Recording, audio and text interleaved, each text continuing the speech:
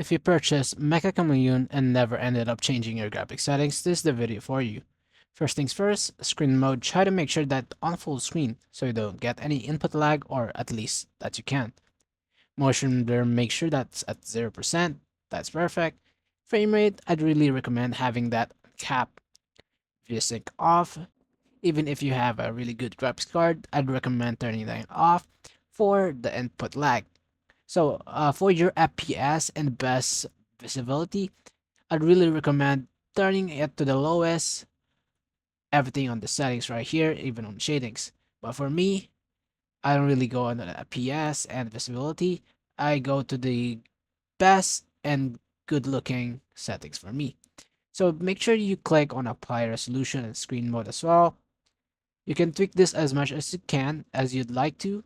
So one thing I will say is going back into the game after restarting, if you try to do the task manager while you're in full screen or you try to leave the game, it will continue to do that weird like screen thing. But other than that, that's fine. That's for this video. Thank you so much for watching. Have a wonderful day.